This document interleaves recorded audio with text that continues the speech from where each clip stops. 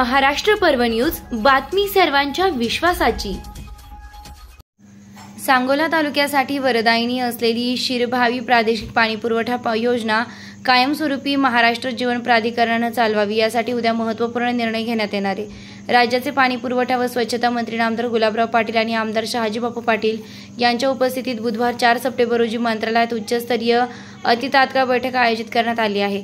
महाराष्ट्र जीवन प्राधिकरणाची शिरभावीसह 82 शिरभावी प्रादेशिक नळ पाणीपुरवठा योजना सन 2030 सालापर्यंतची सांगोला तालुक्याची लोकसंख्या गृहीत धरून दररोज 22 MLD पाणी पुरवठा करण्याची क्षमता असलेली 534 किमीची 99 कोटी 2 लाख रुपये सुधारित खर्चाची योजना पूर्णत्वास आली। शिरभावी योजना कार्यान्वित करताना ही योजना महाराष्ट्र जीवन प्राधिकरणाने पुढील 15 वर्षे चालवावी, असा ठराव 25 मे 2005 रोजी झाला होता।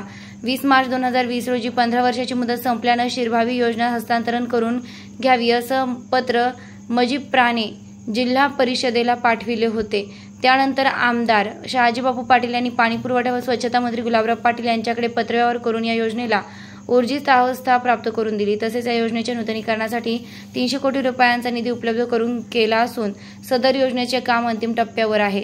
या बैठकीला पाणीपुरवठा व स्वच्छता विभागाचे प्रधान सचिव, महाराष्ट्र जीवन प्राधिकरणाचे सचिव, सदस्य सचिव, जल जीवन मिशनचे मिशन संचालक, महाराष्ट्र जीवन प्राधिकरणाचे मुख्य अभियंता, सोलापूर जिल्हा परिषदेचे मुख्य कार्यकारी अधिकारी, महाराष्ट्र जीवन प्राधिकरणाचे अधीक्षक अभियंता, महाराष्ट्र जीवन प्राधिकरणाचे कार्यकारी अभियंता, जिल्हा परिषद ग्रामीण पाणीपुरवठा विभागाचे कार्यकारी अभियंता उपस्थित राहणार आहेत।